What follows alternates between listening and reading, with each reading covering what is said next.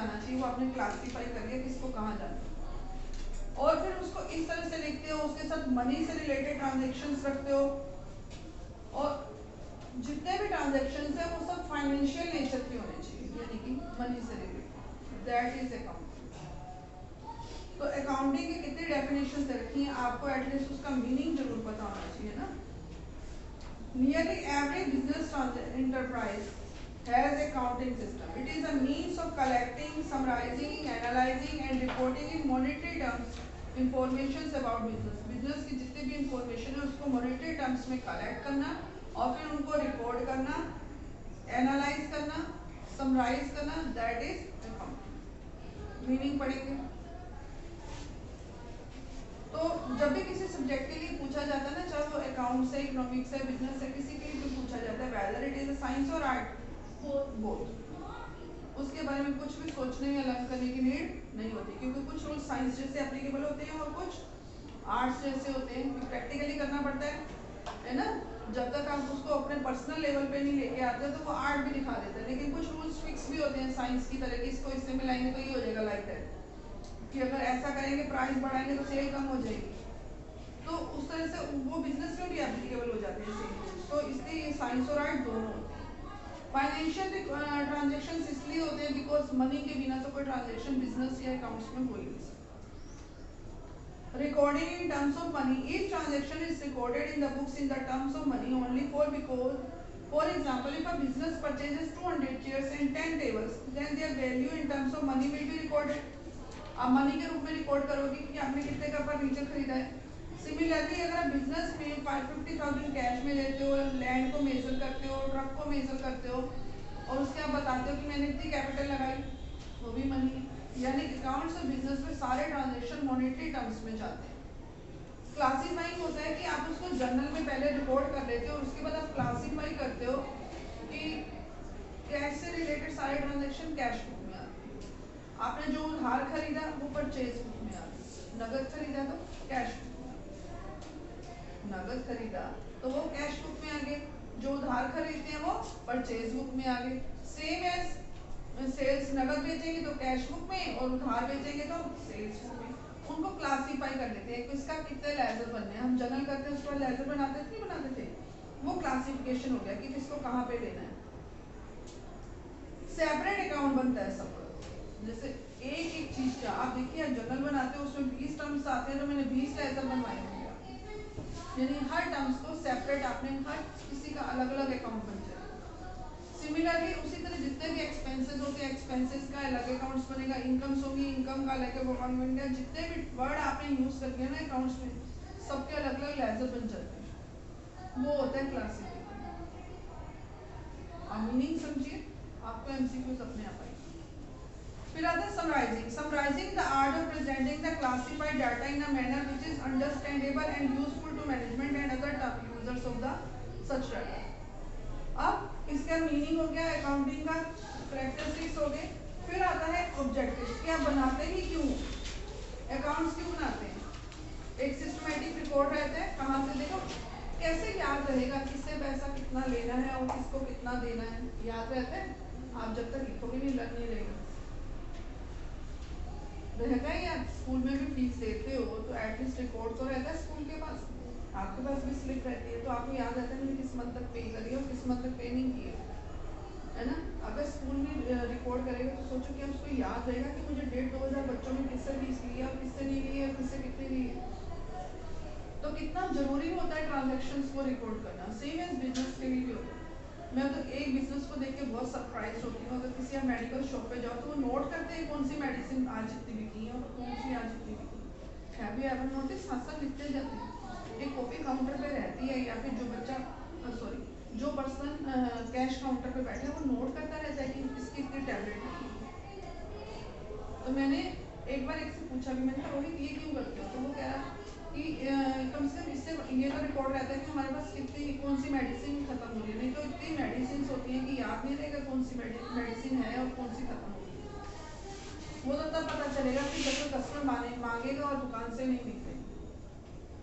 और अगर एक ही शॉप पे आपको बार बार ऐसा होने लगे कि आप मांग रहे हो पता चल रहा है आज नहीं है, थोड़े दिन बाद आप कोई और दवाई लेने के पता चला नहीं है, तो कैसे पता चलेगा।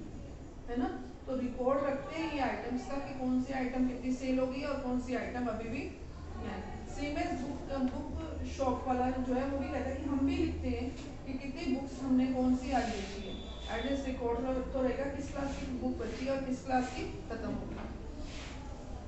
तो ये सिस्टमेटिकली जो आप रिकॉर्ड करते हो ना उसी का एक रिजल्ट रहता है कि आपको पता रहता है कौन सा स्टॉक लैप्स है और कौन सा स्टॉक अभी भी प्रोसेस है।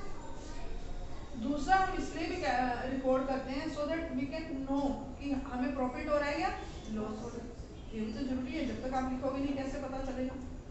खर्चे करते रहे अरे बिजनेस चल रहा है, रोज तो सेल हो रही है, लास्ट में जाके पता चला आज तो खर्चों के लिए पैसा ही नहीं बचा, एक्सपेंसेस के लिए मनी नहीं है। क्यों? क्योंकि आपके एक्सपेंसेस जो बियॉन्ड योर प्रॉफिट चले गए। ये ऐसा इसलिए हुआ बिकॉज आपको पता ही नहीं था कि एक्चुअल में प्रॉफिट कितना हो रहा है। तो उसके लिए जरूरी है कि आप हर ट्रांजेक्शन को रिकॉर्ड रखें। To ascertain the financial position of the business, business की फाइनेंशियल पोजीशन असर्टेन करने के लिए whether the financial position of the business is good or bad, और क्या बिजनेस के पास इतना पैसा है कि वो अपनी लायबिलिटीज को पे कर सकता है या नहीं कर सकता। तो ये कैलकुलेट करने के लिए हम जो बिजनेस ट्रांजैक्शंस को रिकॉर्ड करते हैं। दूसरा हम इसलिए भी करते हैं, देखिए एक चैप्टर भी और बचा है वो लेटर नेक्स्ट टर्म में आएगा, टू डिटेक्ट द एरर्स। अगर आप वो चैप्टर पढ़ा होता तो आपको ये इजीली समझ में आता है। डिटेक्ट द एरर्स मतलब जब कोई गलती हो जाती है ना अकाउंट्स में, वो फाइंड आउट करने के लिए हम एक चैप्टर आपका आएगा एरर एंड रेक्टिफिकेशन, यानी गलती और गलती को कैसे रिमूव करते हैं। आपकी कोई मिस्टेक होती है क्या करते हो, काट देते हो, वाइटनर लगा देते हो। कुछ बच्चे तो पैबंद के टाइप दूसरा पेज फाड़ते हैं और उसके ऊपर पेस्ट करते हैं, राइट। ये होता है आपका एरर को रिमूव करने का तरीका, बिकॉज इंक वाला रिमूव नहीं होता ना, छोटे थे तो पेंसिल को इरेज कर लेते हैं। लेकिन अकाउंट्स ऐसी मिस्टेक को नहीं करता है। अकाउंट्स कहता है कि अगर मिस्टेक हुई है तो एक और गलती एक और एंट्री करके आप उस मिस्टेक को रिमूव कर सकते हैं। सपोज आपने 10,000 की चीज बेची और आपने लिख दी 1,000 की, अब उसको आगे दोबारा जीरो नहीं लगाओ, आप एक और एंट्री पास करोगे कि 9,000 की सेल छूट गई और उसको सही करो, और अगर ज्यादा हो रही होगी तो उसको भी रिमूव करना है एक एंट्री पास करके। कोई खर्चा इसके अकाउंट से उसके में चला गया, डेबिट से क्रेडिट हो गया, कोई भी मिस्टेक किसी भी तरह की मिस्टेक होगी वो एक और एंट्री से ही रिमूव होगी, उसको इरेज या कटिंग नहीं की जाती है अकाउंट्स में। तो उसका मतलब है to prevent and detect errors and frauds, गलतियों को फाइंड आउट करना और फिर उनको रिमूव करना। To provide information to various parties. अब सपोज आप एक से तो जब आप बिजनेस कर रहे हैं तो केवल एक ही पर्सन को सेल थोड़ा ना करोगे, कई होंगे आपके पास। अगर आप कई कस्टमर जिनको आप सेल कर रहे हो जिनसे परचेज कर रहे हो, अगर वो आपसे इंफॉर्मेशन मांगते हैं कि सर प्लीज बता दो जरा मैंने कितने पैसे देने हैं, आपसे कितने पैसे लेंगे, इज इट पॉसिबल। तो अगर आपने रिकॉर्ड करा होगा आप इजीली उसको बता दोगे कि तुम्हारा इतना बैलेंस है या हमारा इतना बैलेंस है। तो ये होता है इंफॉर्मेशन जो वेरियस पार्टीज को देनी पड़ती है, वो उसको देने में भी अकाउंट्स आपको हेल्प करता है। फिर आता है अकाउंट्स के फंक्शंस क्या होते हैं। कंप्लीट रिकॉर्ड्स मेंटेन करते हैं, ये तो आपने समझा ही क्या होगा। दूसरा communicating the financial result to various parties. अगर कोई आपसे पूछता है how your business is going on, whether it is in profit और loss, whether is financial position is sound और नॉट, तो ये रिकॉर्ड्स ही आपको हेल्प करेंगे वो अपनी फाइनेंशियल रिकॉर्ड बताने में। Protecting the assets of the business, business की जितनी भी एसेट्स होंगी उनको प्रोटेक्ट करना। कई बार इतनी सारी एसेट्स होती है ना कि आपको इनमरेबल होंगी कि आपको याद ही नहीं होगा हमारे बिजनेस में ये एसेट्स हैं भी या नहीं, उनको रिकॉर्ड करना, उनकी वैल्यू को एनालाइज करना, ये सब हेल्प करने में भी अकाउंट्स आपको हेल्प करेंगे। अभी आप ये सब चीज़ें पढ़ी नहीं, नेक्स्ट ईयर आप ये भी पढ़ लो कि एसेट्स हैं कहाँ, कितनी बड़ी कितनी कम होगी। केवल यही एसेट्स नहीं है जो आपने 4-5 नाम सुन लिए, ये एसेट्स नहीं होती है। एसेट्स तो इतनी होती है कि इस समय वो भी सरप्राइज है ये सुन के, अरे इतने एसेट्स ये कहाँ से आ गई, कभी इनके नाम नहीं सुने होंगे, ऐसी भी प्रॉपर्टीज होंगी। हर चीज को कैटेगराइज करना भी आना है। Trusteeship, compliance of legal needs, legally भी नीड है, रिस्पॉन्सिबिलिटी फिक्स करने के लिए भी नीड है। तो बहुत सारी चीजें होंगी जिनके लिए आपको अकाउंट्स की जरूरत पड़ेगी। फिर आता है बुक कीपिंग, अकाउंटिंग और अकाउंटेंसी। देखो कितना डिफरेंस है, हम बुक कीपिंग को अकाउंटेंसी बोलते हैं, आप अपने सब्जेक्ट को अकाउंटेंसी बोलते हो, अकाउंटिंग भी है। तो तीनों चीजों में डिफरेंस क्या है। बुक कीपिंग क्या होता है, ट्रांजैक्शन को आइडेंटिफाई करना, उनको मेजर करना, रिकॉर्ड करना, क्लासिफाई करना लेजर्स में, that is book keeping.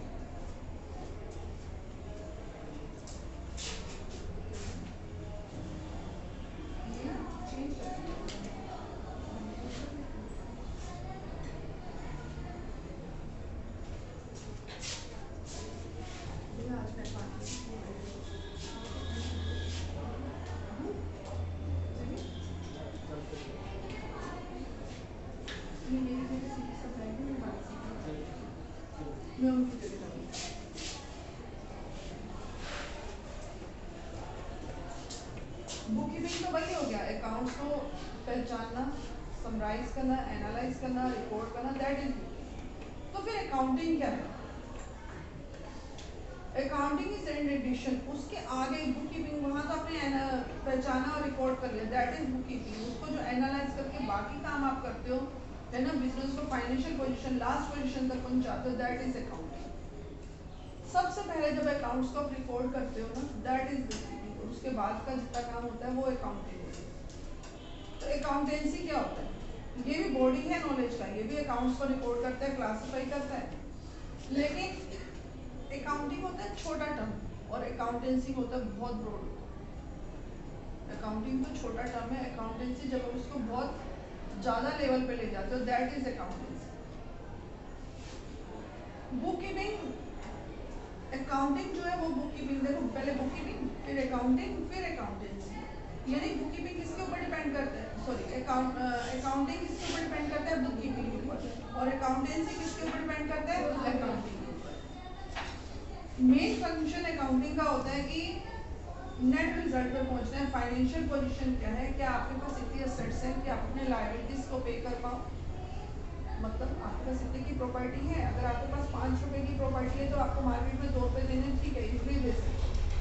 Suppose आपके पास प्रॉपर्टी तो 1 लाख के, मार्केट में देने 4 lakh, how it could be possible? आप अपनी प्रॉपर्टी बेच दोगे तब भी पे नहीं कर पाओगे। तो ये जो पोजीशन है इसको फाइंड आउट करता है अकाउंटिंग। ऐसे अगर आप ओरली बोलो मेरे पास इतने की प्रॉपर्टी है, मार्केट में कितना देना है, वो एनालाइज नहीं करोगे तो पता ही नहीं चलेगा। तो ये हो गया बुक कीपिंग, अकाउंटिंग और अकाउंटेंसी। बहुत डिटेल में नहीं जाना है, अगर मैं एक ही चैप्टर को पकड़ूंगी फिर एक ही में चलती रहूँगी, है ना। इन शॉर्ट में आपको सारा थोड़ा थोड़ा बता दूँगी। फिर आता है कि अकाउंट्स की ब्रांच कितनी होती है। देखो एक तो होता है financial accounting, cost accounting, management accounting, tax accounting and social responsibility account. Social responsibility account हम मेंटेन नहीं करते हैं। Now after next year you will be out from your school life, फिर आप अपनी एक नए न्यू फेज ऑफ लाइफ में जाओगे, कॉलेज लाइफ, है ना, जिसके लिए वेट करते हो तमाशे करने के। तो वहाँ पे जब आप जाओगे, डेफिनेटली अगर कॉमर्स स्टूडेंट है तो उसको कॉमर्स लेके ही आगे पढ़ना चाहिए। आप चाहो तो स्ट्रीम चेंज भी कर सकते हो, आप आर्ट्स स्ट्रीम में भी जा सकते हो, कोई दिक्कत नहीं उसमें, बीए करना पड़ेगा ना। और अगर आप चाहो तो कॉमर्स से बीकॉम लेके बीकॉम बीबीए करोगे तो थोड़ा उसमें भी कॉमर्स का लिंक रहता ही है। तो जब जैसे ही आपने एंटर करा बीकॉम फर्स्ट ईयर, आप एडवांस अकाउंटिंग में पहुंच जाओगे। फिर एक सेमेस्टर के बाद आप फाइनेंशियल अकाउंटिंग में पहुंचोगे, फिर एक सेमेस्टर के बाद आप कॉस्ट में पहुंच जाओगे, फिर एक सेमेस्टर के बाद आप टैक्स में पहुंच जाओगे। And from my point of view tax accounting से ज़्यादा टफ तो कुछ है ही नहीं। मुझे सारी अकाउंटेंसी, सारे टाइप की अकाउंटेंसी बाय हार्ट लाइन है। मैं मैनेजमेंट कोर्स फाइनेंशियल से पढ़ा सकती हूँ, लेकिन अगर मैं टैक्स पे आऊँ ना तो ये वो अकाउंटिंग है जो डेली में पढ़ाने से पहले खुद भी पढ़ना जरूरी समझूँ। मैं बाकी किसी को नहीं छूती हूँ, मैं घर जाके भी मेरी बुक क्लोज है, आप कहीं से किसी भी चैप्टर का पूछिए मैं डेफिनेटली स्टार्ट हो जाऊँ। मोस्ट टॉपिक आपको न्यूमेरिकल थ्योरी सब बता सकती हूँ, लेकिन मैं टैक्स की थ्योरी एक डेली पढ़ने वाला टीचर जो हमेशा पढ़ा रहा है इस चीज़ को वो भी नहीं पढ़ा सकता। इसमें इतने रूल्स रेगुलेशन होते हैं हर चीज़ पे। टैक्स का रेट जो है ऐसा होता है, ये जो टैक्स होता है ना इनकम टैक्स, वो आता है टैक्स अकाउंट, जितने भी तरह टैक्स होंगे वो टैक्स अकाउंटिंग में आती है। ये एक ऐसा सब्जेक्ट होता है जिसमें टैक्स के रेट हर साल बदलते हैं। आपको अरे गवर्नमेंट ने यही तो बोला कि इस साल 2.5 लाख तक पर टैक्स नहीं लगेगा, अगले साल बोल दिया कि 3 लाख तक पे नहीं लगेगा। तो इसमें टफ वाली की चीज़ है।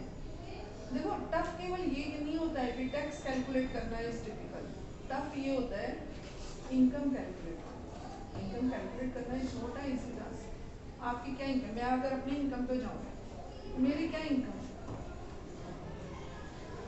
इनकम फ्रॉम,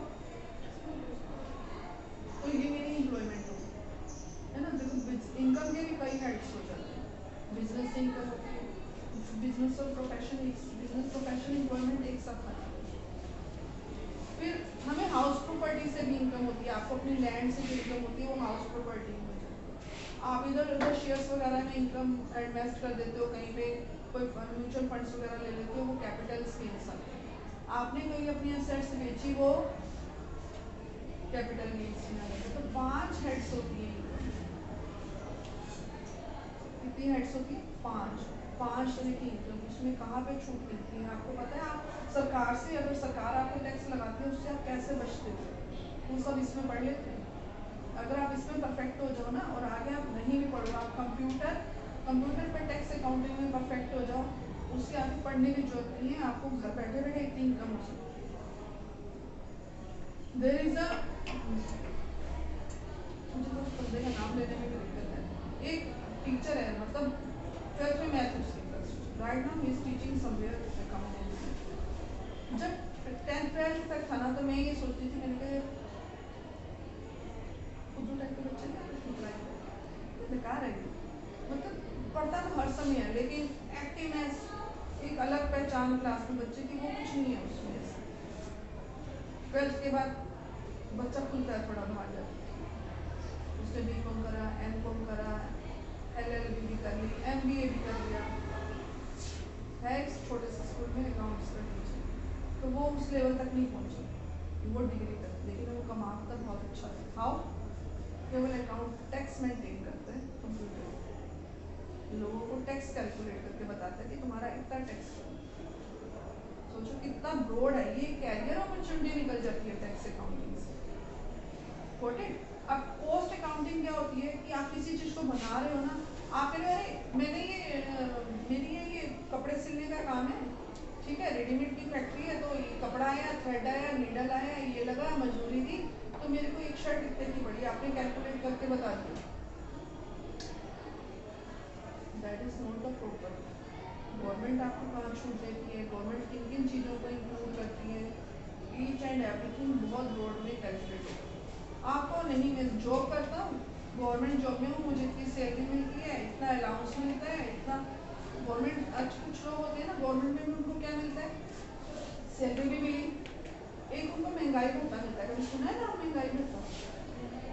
महंगाई जैसे जैसे बढ़ती है, उसका भी एक अलाउंस मिलता है, उसको भत्ता बोलते हैं हिंदी में, डियरनेस अलाउंस। किसी को डियरनेस पे, मतलब इतने ज़्यादा टर्म्स आप आगे जाके पढ़ोगे ना। मुझे टैक्स वाकई में रियल में बहुत अच्छा लगता था, मैंने कुछ साल से नहीं पढ़ा, मैंने इसके अपने नोट्स पढ़े, स्पेशली इस सब्जेक्ट में बहुत कंसंट्रेट करना पड़ेगा जब भी पढ़ो। कॉस्ट क्या हो गया? चीज़ों की लागत को कैलकुलेट करना, सरकार ने कहाँ छूट दी वो कैलकुलेट करना, और फाइनल ये एनालाइज करना कि नहीं, ये चीज़ जो मैं बोल रहा हूँ 450 की मेरे लिए बनी, वो वास्तव में 464 की बनी है, 465 की बनी, वहाँ तक एनालाइज करके दे देगा आपको ये अकाउंट, है ना। इतना डीपली चला जाएगा कि आपको हर चीज़ को कैलकुलेट करना आ जाएगा। ये जो यूं करते हो, ये करने की कोई नीड नहीं है आपको। कॉस्ट अकाउंटिंग हो गई। अब फाइनेंशियल मैनेजमेंट अकाउंटिंग, मैनेजमेंट कैसे अकाउंट्स को मैनेजमेंट करता है, मैनेज करता है। Management accounting financial account very close, बहुत क्लोज है। फाइनेंशियल अकाउंटिंग तो आप अभी पढ़ लो थोड़ी सी, अब जो आपका नेक्स्ट टर्म आएगा उसमें 2 चैप्टर हैं, बाकी 12th में एक बुक है फाइनेंशियल अकाउंटिंग, और जो 12th में पढ़ोगे उसके 2 चैप्टर नेक्स्ट ईयर भी आपके यूज हो जाएंगे कॉलेज में। तो आपको हर चैप्टर को पकड़ के चलना है, इसलिए जहाँ जिसको थोड़ा सा आपने लिख छोड़ा, आप अकाउंट्स को नहीं पकड़ सकते। उसके बाद आ जाता है आपका कितने यूजर्स होते हैं, कितने लोग यूज करते हैं अकाउंटेंसी, इंटरनल यूजर्स और एक्सटर्नल। इंटरनली एक तो ओनर यूज करेगा जो, और एक मैनेजमेंट यूज करेगा। ये दो तो यूज करेंगे अपनी अपनी वे से, अपनी अकॉर्डिंग अकाउंट्स बनाएंगे ही बनाएंगे। ओनर तो सारा प्रॉफिट लॉस सब कुछ देखेगा, टॉप टू बॉटम हर चीज ओनर को पता होनी चाहिए। मैनेजमेंट क्या करेगा? मैनेजमेंट बनाएगा कि लागत कितनी आई, प्रॉफिट कितना आया, लॉस कितना आ गया, और सेल कितनी बढ़ सकती है, और प्रॉफिट कितना बढ़ सकता है, कहाँ पे कितना चेंज हुआ, रॉ मटेरियल क्यों महंगा हुआ, ये क्यों हुआ, है ना। मतलब ईच एंड एवरीथिंग, इस बार वेजेस ज़्यादा क्यों गई, पिछली बार इतनी गई थी, पिछली बार से सेल इतनी बड़ी, प्रॉफिट इतना कम हुआ, ईच एंड एवरीथिंग वो मैनेजमेंट अकाउंटिंग मैनेजमेंट देगी। तो इंटरनल यूजर्स तो हो गए ओनर और मैनेजमेंट। एक्सटर्नल जो आउटसाइड द बिजनेस अगर हम जाएं तो कौन कौन लोग इसको यूज़ कर सकते हैं और क्या क्या हम बना सकते हैं। हम बना सकते हैं trading clear, balance sheet, cash flow statement, trading period and balance sheet आप इन एग्जाम के बाद पढ़ लीजिए, आ जाएगा। बैलेंस शीट वो भी पढ़ लेंगे आप। कैश फ्लो स्टेटमेंट 12th में पढ़ लेंगे आप, है ना। एक्सटर्नल यूजर्स जो होते हैं, इन्वेस्टर्स भी हो सकते हैं, क्रेडिटर्स, लेंडर्स, एम्प्लॉयज, गवर्नमेंट, ये सब एक्सटर्नल होते हैं जो आउटसाइड द बिजनेस होते हैं, बिजनेस नहीं कर रहे हैं लेकिन फिर भी उसके अकाउंट्स में इनका रोल रहता है। एक बैंक वाले का हमारे अकाउंट्स में रोल रहेगा या नहीं रहेगा? जहाँ मनी इन्वेस्ट कर रहे हैं, जो आपके बिजनेस में पैसा लगा रहा है, उसका भी रोल रहेगा। काफ़ी सब वो जो सब हो गए, ये सब एक्सटर्नल यूजर्स हो गए, इंटरनल नहीं हो गए। अब आ गया एडवांटेजेस और यूजेस ऑफ अकाउंटिंग। अकाउंटिंग के क्या क्या यूजेस हैं ये आप लोग खुद से पढ़ लेंगे।